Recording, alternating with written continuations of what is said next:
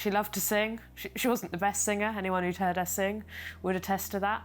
But she loved to sing. Yeah, she got really into kind of listening to music again, and would just, ask to have her tunes on.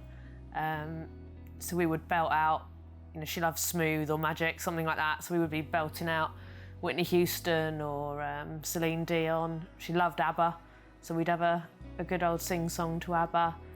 So yeah, so it's like music and kind of familiar sounds. She liked it when we read to her, which was kind of a strange kind of full circle moment actually.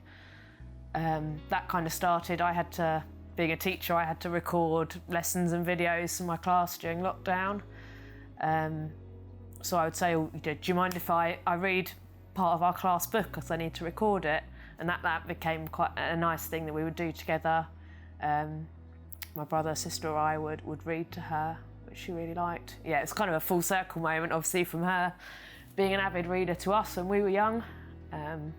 Yeah, strange, but strangely comforting, I suppose.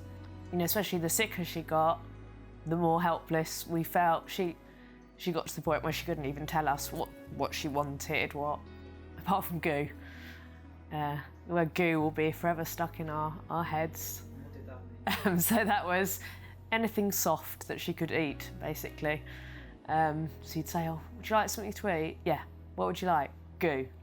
And so what goo would you like? Custard? So it's custard, macaroni cheese, or rice pudding, anything like that became affectionately known as goo. So even, the nurses in the hospice would know what goo was. Goo turned mostly into just custard at the end. I cannot imagine what that experience would have been like without the hospice. It would have been immeasurably harder. I don't really want to imagine it, if I'm honest. And, I'm sure people are fed up with me banging on about the hospice now and how amazing they are. Obviously, I knew they were amazing, but like I said earlier, I had no idea of the scope of what a hospice and this hospice does. From that initial phone call to say, this is who we are, this is how we can help, right through, through the hospice in the homes, through stays at the hospice, through that final stay at the cottage hospice.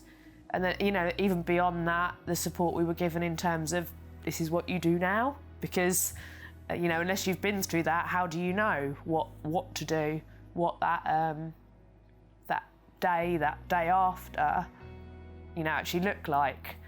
So yeah, I literally cannot speak highly enough.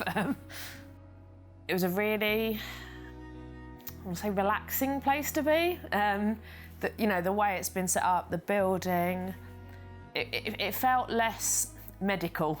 So it was lovely being able to go and cook some goo, heat up some custard. But it was lovely to be able to take back that role of cooking. So you would see other families in the kitchen, out in the communal kind of living area, and everyone there is going through the same thing.